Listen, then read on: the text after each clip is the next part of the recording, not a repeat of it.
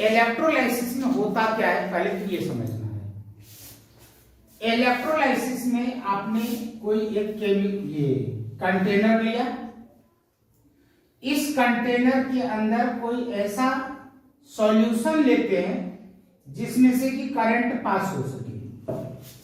तो जिस सॉल्यूशन से करंट पास हो सकता है, इस सॉल्यूशन को हम इलेक्ट्रोलाइट कहते हैं। ये हम लोगों ने पीछे भी पढ़ लिया। अब मान लीजिए कि यहां पर आपने दो इलेक्ट्रोड्स लिए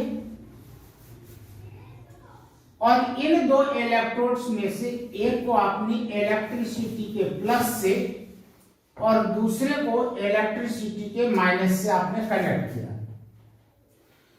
यहां पर एक इलेक्ट्रोड के ऊपर ऑक्सीडेशन होगा और दूसरे इलेक्ट्रोड के ऊपर रिडक्शन होगा। एक ही कंटेनर में ऑक्सीडेशन भी हो रहा है और रिडक्शन भी हो रहा है।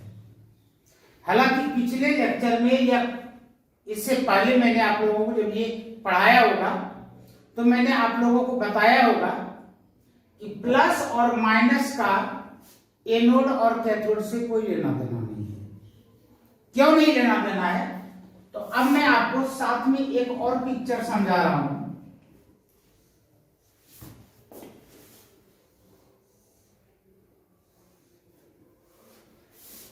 यहां पर भी आपने इलेक्ट्रोलाइट्स लिए और यहां भी आपने दो इलेक्ट्रोड्स ले लिए, एक इलेक्ट्रोड इसमें और दूसरा इलेक्ट्रोड यहां पर। यानी कि इस बार आपने दो अलग अलग कंटेनर के अंदर इलेक्ट्रोड्स लिए हैं और इलेक्ट्रोलाइट्स लिए हैं। मान लेते हैं कि इसके अंदर आपने Zl लिया और यहां पर आपने Cu लिया। यहां पर ये आपने Zl लिया है और यहां पर भी Cu लिया है। जो इलेक्ट्रोड मैंने यहां पर लिया है वही इलेक्ट्रोड मैंने वहां पर लिया है। इसके अंदर आपने जिंक सल्फेट ZnSO4 का एक्वा सॉल्यूशन लिया है और यहां पर आपने CuSO4 का एक्वा सॉल्यूशन लिया है। आपने इसको यहां पर इस तरीके से कनेक्ट किया आपस में और इसी के बीच में आपने सॉल्ट ब्रिज लिया है जो कि कांच का बना हुआ होता है, ग्लास का ट्यूब होता है, यू शेप में होता है और इसके अंदर भी कुछ केमिकल्स भरे होते हैं like that potassium chloride with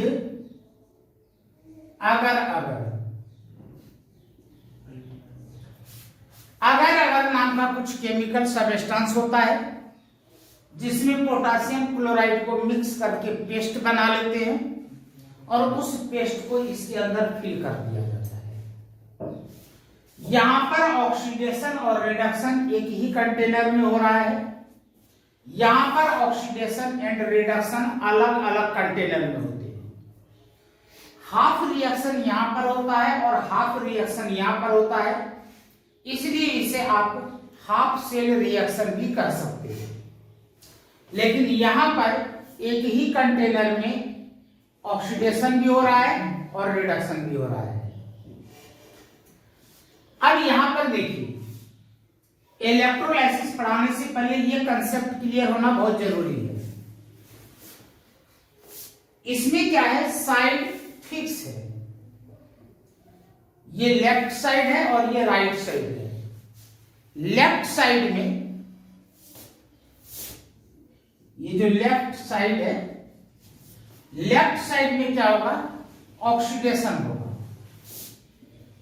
यानी कि जिसका ऑक्सीडेशन होना है आप इसे लेफ्ट साइड में लिखेंगे और राइट साइड में आप उसे लिखेंगे जिसका रिडक्शन होना है। तो यहां पर आपने लिखा रिडक्शन। ये साइड इसके अंदर फिक्स है, लेकिन यदि इसके बारे में बात करें, इसमें कोई भी साइड फिक्स नहीं है। यहां पर मर्जी इधर प्लस से जोड़ दीजिए, इधर माइनस से जोड़ दीजिए। एक्चुअली यहां पर क्या होता है, यहां पर कहते हैं कि इलेक्ट्रिकल एनर्जी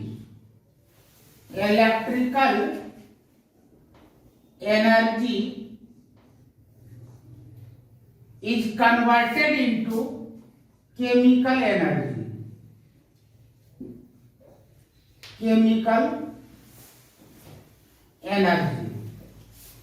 इस वाले सिस्टम में यहां पर हम इलेक्ट्रिसिटी दे रहे हैं, यहां पर जो केमिकल है यहां पर रिएक्शन हो रहा है, तो इसलिए कहा जाता है कि chemical energy is converted into electrical energy is converted into chemical energy.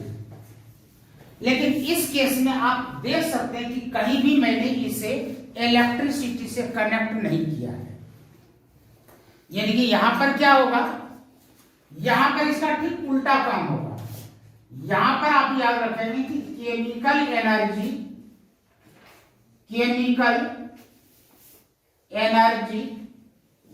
Is converted into electrical energy.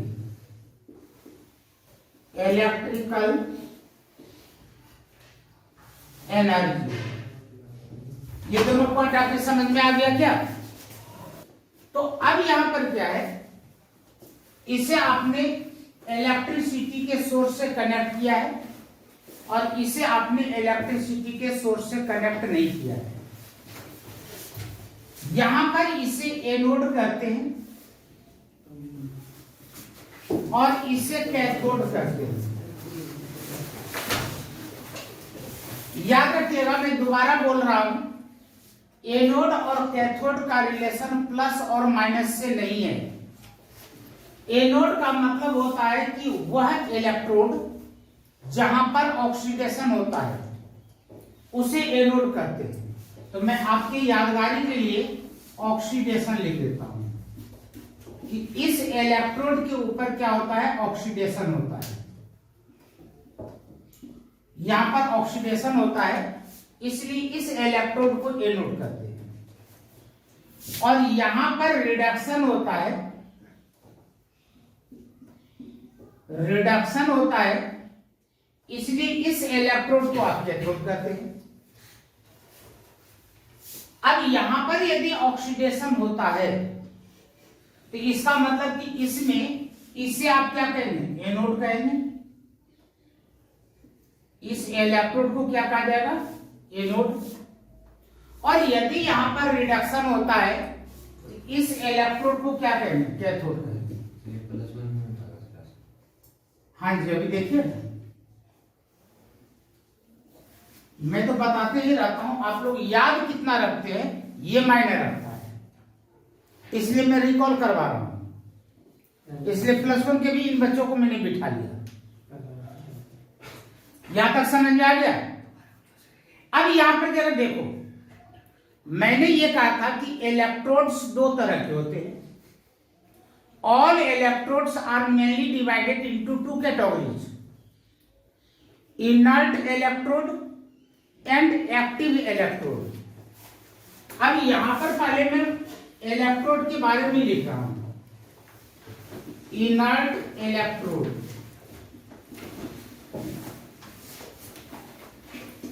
Inert electrode का मतलब कि वह इलेक्ट्रोड जो रिएक्शन में इन्वॉल्व ना हो।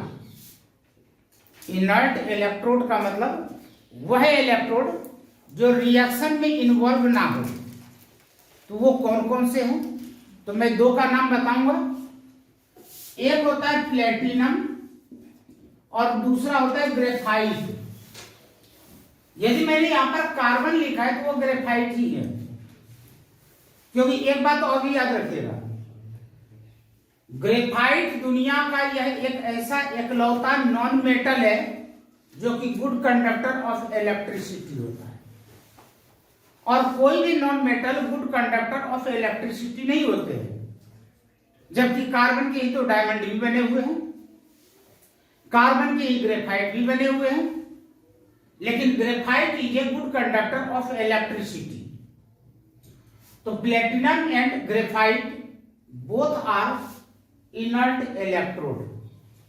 और एक होता है यहां पर एक्टिव इलेक्ट्रोड। अब एक्टिव इलेक्ट्रोड में क्या होते हैं, यहां पर जनरली मेटल के इलेक्ट्रोड्स यूज किए जाते हैं। अब मेटल के इलेक्ट्रोड्स का मतलब क्या हुआ, जैसे जिंक हो गया, कॉपर आपने ले लिया, एजी लिया, एक्सेट्रा। एक्टिव मेटल्स किए, एक्टिव इलेक्ट्रोड का मीनिंग है यहां पर कि वह इलेक्ट्रोड जो रिएक्शन में इन्वॉल्व होगा। जब इलेक्ट्रोलाइसिस कराएंगे तो वहां पर यह रिएक्शन में इन्वॉल्व होगा। अब यहां पर दो पिक्चर बनाने का मतलब मेरा क्या था, अब उस राज पर से पर्दा उठने वाला है। अब यहां पर देखो, ऑक्सीडेशन के बारे में आपने पढ़ा है, क्या पढ़े भाई, जो इलेक्ट्रॉन लूज करता है, जो इलेक्ट्रॉन लूज करता है उसका ऑक्सीडेशन होता है। तो पहली बार आप ये बताएं कि जो मैंने जिंक का यह इलेक्ट्रोड लिया है, यह एक्टिव इलेक्ट्रोड है या इनएक्टिव है? एक्टिव है। तो एक्टिव है तो यह रिएक्शन में इन्वॉल्व होगा। यदि यह रिएक्शन में इन्वॉल्व होगा तो ये यहां पर क्या करने जा रहा है कि जिंक अपना इलेक्ट्रॉन लूज करेगा और यह बनाएगा जिंक 2+ और 2 इलेक्ट्रॉन, यही होगा यहां पर। तो जब जिंक अपना इलेक्ट्रॉन लूज किया तो इलेक्ट्रॉन को तो इस रास्ते से ऊपर की ओर वायर के द्वारा भेज देगा, एक्सटर्नल सर्किट के द्वारा, और जो जिंक आयन होगा वह इसके अंदर आ जाएगा, यहां पर आ जाएगा जिंक आयन। ये समझ में आ गया। अब रिडक्शन का मतलब होता है इलेक्ट्रॉन लेना। तो यहां से जब यह इलेक्ट्रॉन इस रास्ते से यहां पर आएगा तो देखो, दुनिया का कोई भी मेटल इलेक्ट्रॉन नहीं लेता है। दुनिया का कोई भी मेटल इलेक्ट्रॉन नहीं लेता है। तो कॉपर तो यहां पर मेटल है, तो इसका मतलब मेटल भी इलेक्ट्रॉन नहीं लेगा। तो ये क्या करेगा, इस इलेक्ट्रॉन को इस सॉल्यूशन के अंदर भेज देगा, और सॉल्यूशन में क्या है, CuSO4 एक्वा सॉल्यूशन है। यह जो CuSO4 होगा यहां पर किस रूप में होगा, तो CuSO4 यहां पर Cu2+ और SO4- के फॉर्मेट में है। तो यहां से जो इलेक्ट्रॉन आ रहा है, इस इलेक्ट्रॉन को कौन लेगा, कॉपर आयन लेगा या सल्फेट आयन लेगा? कॉपर आयन लेगा भाई। प्लस को भी तो माइनस चाहिए, ठीक है ना।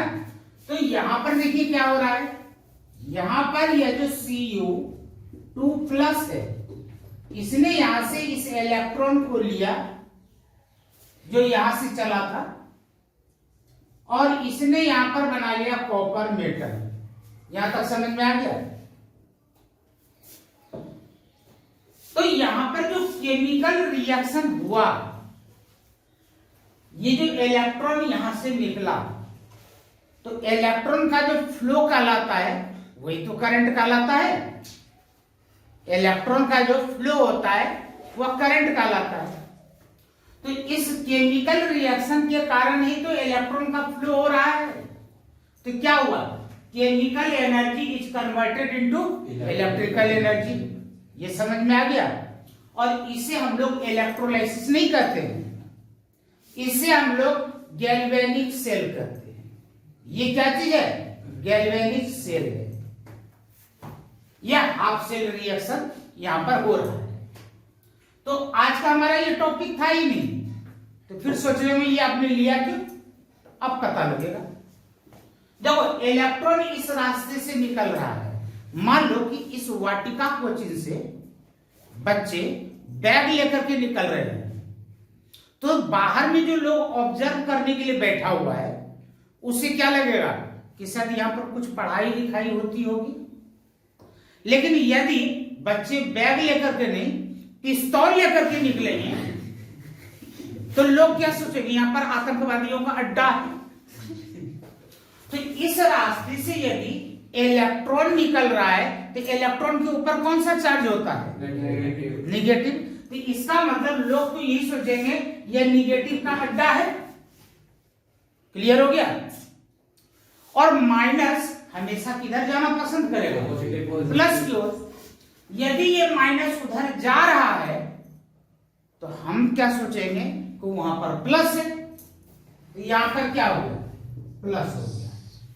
अब देखो यहां पर एनोड का साइन क्या था और यहां पर एनोड का क्या हो गया? माइनस हो गया। तो इसीलिए मैंने कहा था प्लस और माइनस का एनोड और कैथोड से लेना देना नहीं है। प्लस और माइनस का एनोड और कैथोड से लेना देना नहीं है। एनोड और कैथोड का लेना देना किससे है? ऑक्सीडेशन से और रिडक्शन से। अब समझ में आ गया? तो इस पिक्चर का काम कंप्लीट। अब अपने टॉपिक की ओर आते हैं। इसे कहा जाता है इलेक्ट्रोलाइसिस। इलेक्ट्रोलाइसिस। तो आज का अपना टॉपिक इलेक्ट्रोलाइसिस है। अभी हम लोग कंटिन्यू करते हैं। तो मान लेते हैं कि मैंने यहां पर ले लिया CuSO4 और एक्वस सॉल्यूशन है। तो यहां पर देखो भाई कौन कौन से आयंस मिलेंगे। यदि CuSO4 है तो यहां पर Cu 2 पॉजिटिव होंगे, SO4 2 निगेटिव होंगे, और यदि एक्वस है तो पानी तो होगा ही। और पानी के कारण आपको मिलेगा H प्लस और OH माइनस। यहां तक किसी को कोई डाउट? समझ में आ गया? अब यहां पर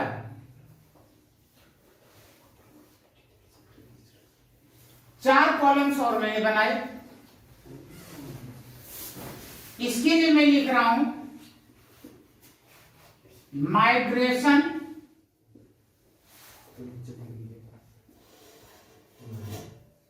टुवर्ड्स एनोड। यहां पर मैंने लिखा माइग्रेशन टुवर्ड्स कैथोड। ठीक है? तो जब भी इलेक्ट्रोलाइसिस होगा तो ऐसा ही पिक्चर होगा, ध्यान दो। एनोड का मतलब यहां पर क्या है? प्लस है। और कैथोड का मतलब इस केस में क्या है? माइनस है।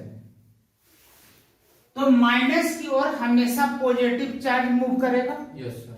जो पॉजिटिव आयन होंगे, और प्लस की ओर हमेशा निगेटिव आयन मूव करेंगे। आपकी यादगारी के लिए मैं यहां पर प्लस लिख देता हूं और यहां पर मैं माइनस लिख देता हूं।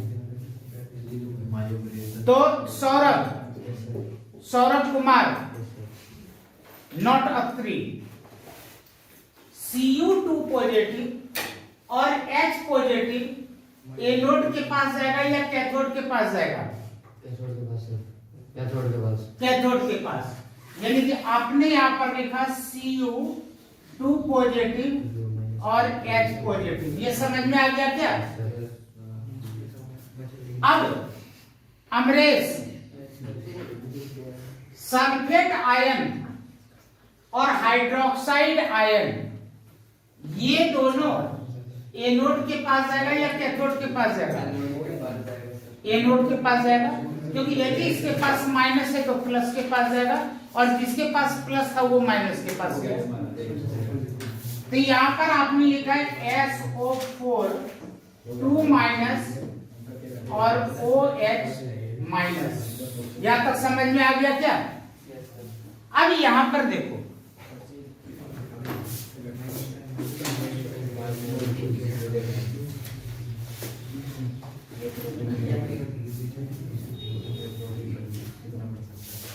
मैंने यहां पर प्लेटिनम ले लिया। सुन लो भाई, इलेक्ट्रोड मैंने बदल दिया। यहां पर मैंने प्लेटिनम या कार्बन यानी कि कोई भी इनर्ट इलेक्ट्रोड हमने लिया। यहां पर क्या है? इनर्ट इलेक्ट्रोड, और यहां पर भी क्या है? Inert electrode,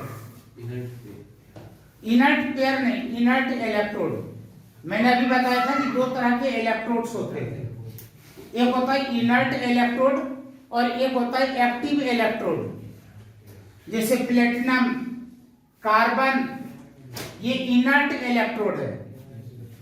copper, zinc etcetera, ये सब एक्टिव इलेक्ट्रोड है।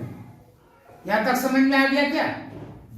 तो अब इनर्ट इलेक्ट्रोड है और यहां पर आपने लिया है CuSO4 का एक्वस सॉल्यूशन। इस पिक्चर के हिसाब से इसके अंदर Cu2+ है, यहां पर SO4 2- है, H पॉजिटिव है और OH निगेटिव है। अब ये कॉपर और ये H+ कैथोड की ओर मूव किया, यह SO4 और यह हाइड्रोक्साइड आयन एनोड की ओर मूव किया। जो चीज मैंने उस टेबल में लिख रखा है, बिल्कुल इस टेबल के साथ मैच कराते हुए समझा रहा हूं। आपसे पूछा गया कि लिखो रिएक्शन एट कैथोड और reaction at anode. Reaction at anode करने का मतलब कि यहां पर कैथोड पर कौन डिस्चार्ज होगा, कौन न्यूट्रलाइज होगा। यानी कि कैथोड के पास कॉपर आयन भी आया है, यानी कि क्यूप्रिक आयन भी आया है, H पॉजिटिव आयन भी आया है। इन दोनों में से कोई एक ही डिस्चार्ज होगा। लेकिन आपको कैसे पता लगेगा कि यहां पर कॉपर आयन डिस्चार्ज होगा, ये H+ आयन डिस्चार्ज होगा? अमरेश पता है? कैथोड पर Cu2 पॉजिटिव डिस्चार्ज होगा, ये H पॉजिटिव डिस्चार्ज होगा। Cu2 पॉजिटिव कैसे पता लगा? तुक्का भी तो लग सकता है। Sir reactivity series. चलो रिएक्टिविटी सीरीज, रिएक्टिविटी सीरीज में जो ऊपर आता है वो डिस्चार्ज होता है। क्या होता है ना, बोल तो रहे हैं, मैं आपको डाइवर्ट करने की कोशिश कर रहा हूं। यदि आपका कॉन्फिडेंस है तो अडिग रहना। इलेक्ट्रोकेमिकल सीरीज में K, Ba, Ca, Na, Mg, Al, Zn, Fe, Sn, Pp, H, Cu, Hg, Ag, Au, Pt, ये सारे हैं। अब इसमें से कौन इसके ऊपर डिस्चार्ज होगा और कौन डिस्चार्ज नहीं होगा, ये पता कैसे लगेगा? सब्जी के नाम बोलिए। अनीता, हाँ एक लाइन में सीधी सी बात है, मैं नहीं पता। उसने क्या बोला? ना बताया तो सही है उसने, बताया सही है। रिएक्टिविटी सीरीज में याद रखना, रिएक्टिविटी सीरीज में जो नीचे होगा वह आसानी से डिस्चार्ज हो जाएगा, वह आसानी से न्यूट्रलाइज हो जाएगा। अब देखो, अभी मैंने एक मंत्र पढ़ा था कि सभी में नहीं लिख रहा हूं, 2-4 लिख रहा हूं।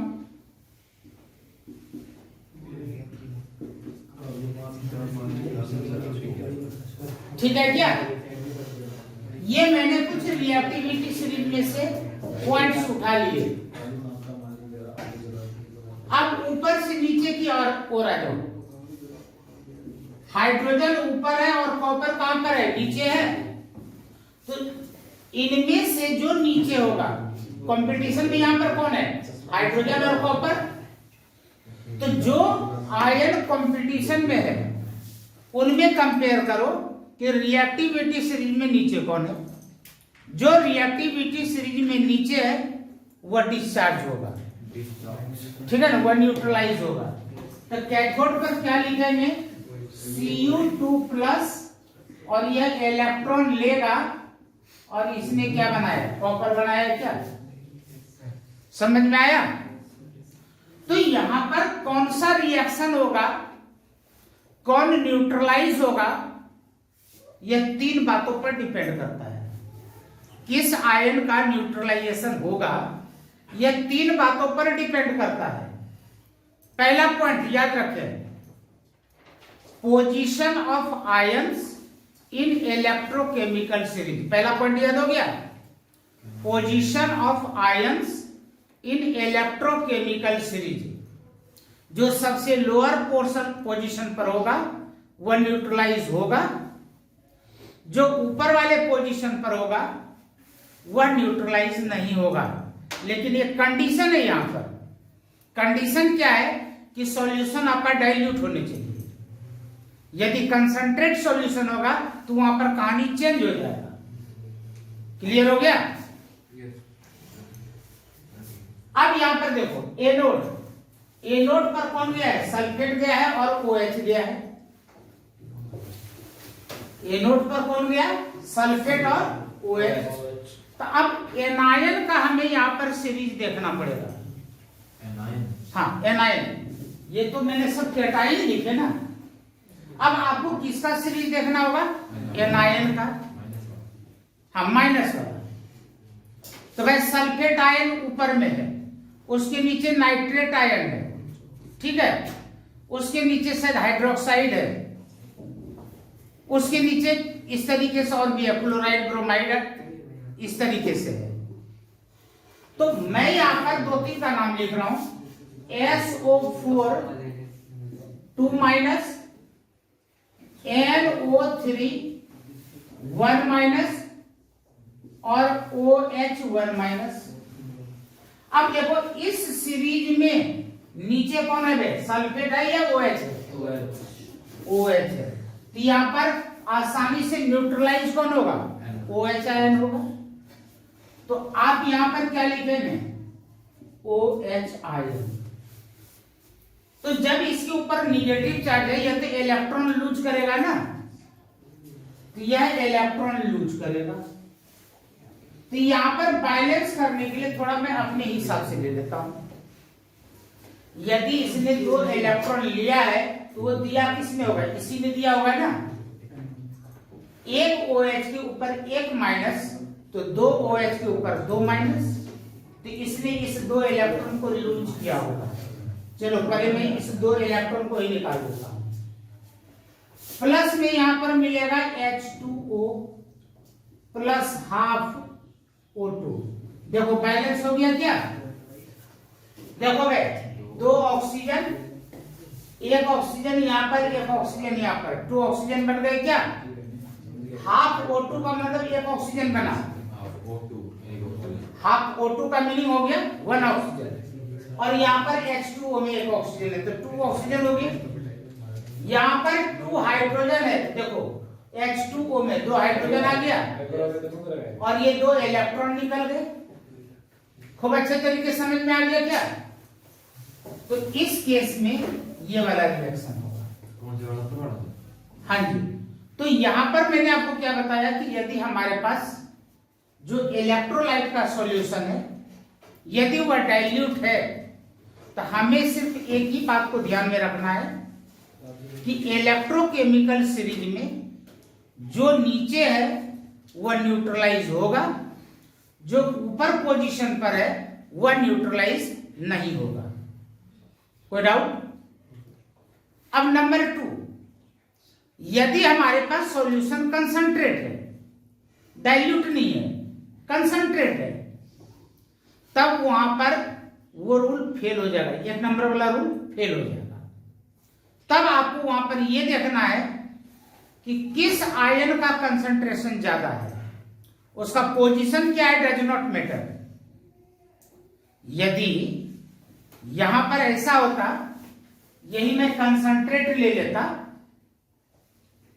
तो कंसंट्रेट में क्या होता, सल्फेट आयन ज्यादा हो जाता, तो यहां पर OH ना आकर के कौन आता, सल्फेट आता। ठीक है, तो दोबारा सुन लीजिए, यदि डाइल्यूट सॉल्यूशन है तब वहां पर आप इलेक्ट्रोनेगेटिविटी इलेक्ट्रोकेमिकल सीरीज के अकॉर्डिंग लेंगे कि भाई उस सीरीज में जो सबसे नीचे है वह न्यूट्रलाइज होगा, जो ऊपर में है वह न्यूट्रलाइज नहीं होगा, वह डिस्चार्ज नहीं होगा। यदि कंसंट्रेट सॉल्यूशन है तो जिस आयन का कंसंट्रेशन ज्यादा है, चाहे उसका पोजीशन कुछ भी हो, ऊपर हो नीचे हो, डिस्चार्ज वही होगा जिसका कंसंट्रेशन ज्यादा है। Third point, electrode. इलेक्ट्रोड किस चीज का आपने लिया है? इनर्ट लिया है या फिर आपने यहां पर एक्टिव लिया है? अब मैं यहां पर इनर्ट की जगह पर क्या लेने जा रहा हूं? एक्टिव लेने जा रहा हूं, ताकि कंसेप्ट आपका क्लियर हो जाए। तो जब हमारे पास यहां पर इनर्ट इलेक्ट्रोड था तो रिएक्शन आपका ये था। अब हमारे पास यहां पर एक्टिव इलेक्ट्रोड है, जरा ध्यान से देखो। कॉपर एक्टिव इलेक्ट्रोड है, कॉपर एक्टिव इलेक्ट्रोड है, और यहां पर पहले की तरह यह पॉजिटिव है और ये क्या है? निगेटिव है।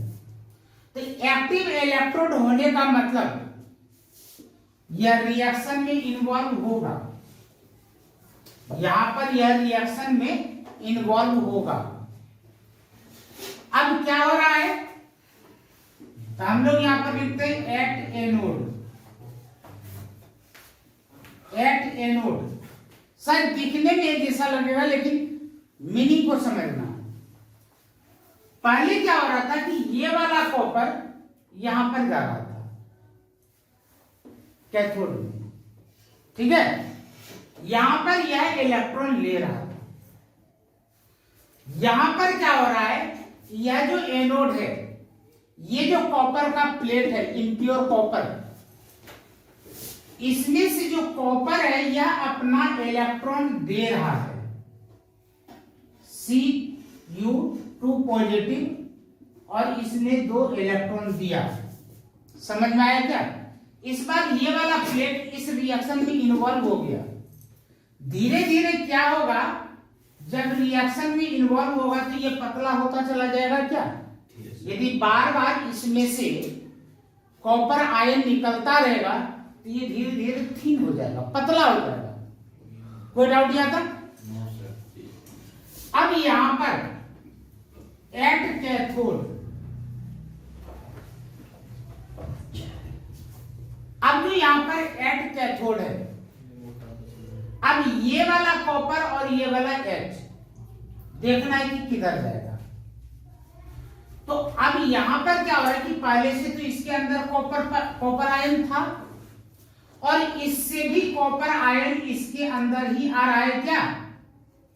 देखो, पहले से सॉल्यूशन के कारण Cu2 पॉजिटिव था, और यह जो प्लेट है यह भी Cu2 पॉजिटिव बना रहा है। इस सॉल्यूशन के अंदर Cu2 पॉजिटिव की क्वांटिटी, इसका कंसंट्रेशन लगातार बढ़ रहा है। तो जिसका कंसंट्रेशन ज्यादा होगा वही डिस्चार्ज होगा। भाई कहानी वही है, जिसकी लाठी उसकी भैंस।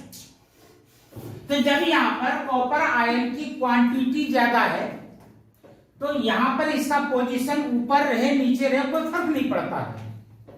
हालांकि बाय चांस की बात है ये हाइड्रोजन से नीचे है, लेकिन यदि यहां पर कोई दूसरा भी होता जो कॉपर जो हाइड्रोजन के ऊपर होता तब भी वो यहीं पर आता।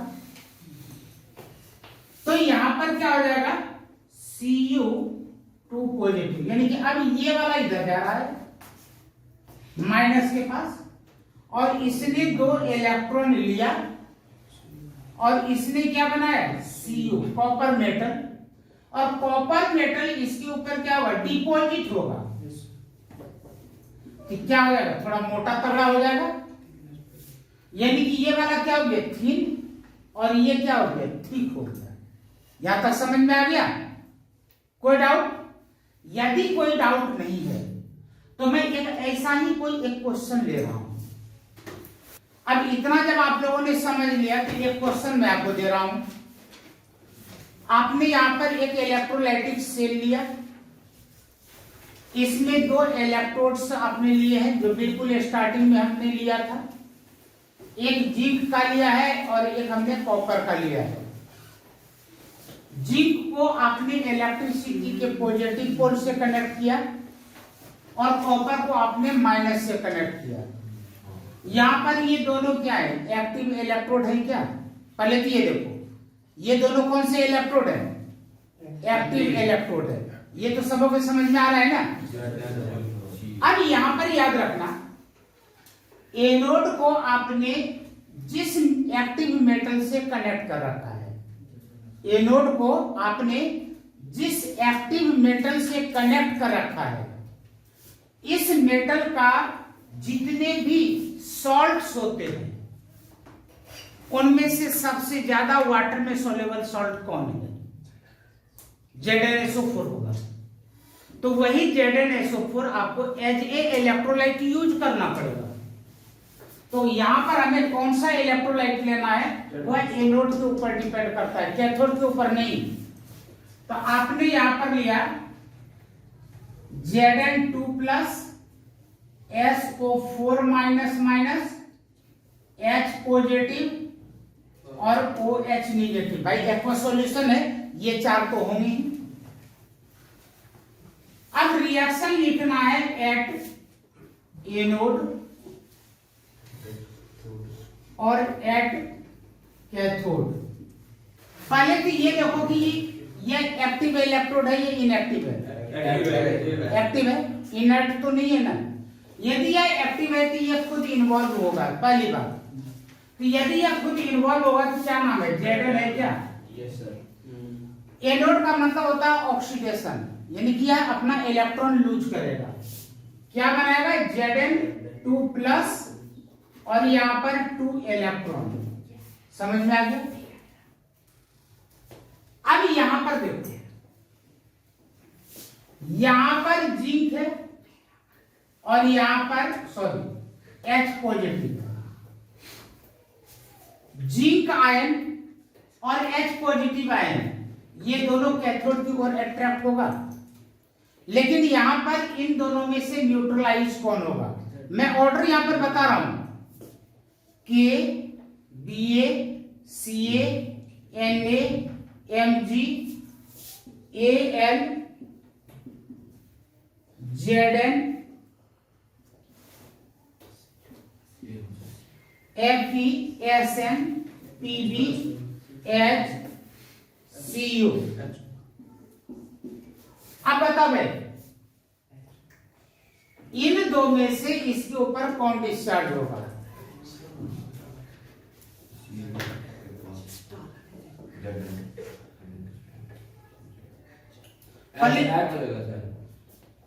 आपके हिसाब से H+ होना चाहिए, क्योंकि H+ नीचे है, लेकिन होगा नहीं।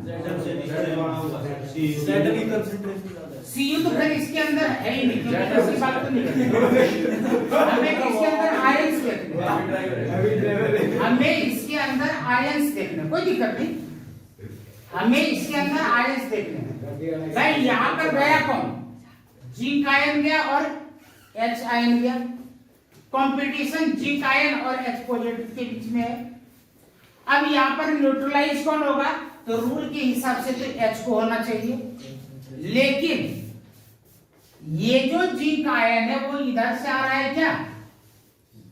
तो पहले से तो जिंक आयन था ही, और जिंक आयन इसमें ऐड होता जा रहा है और ये वाला पोर्शन पतला होता जा रहा है।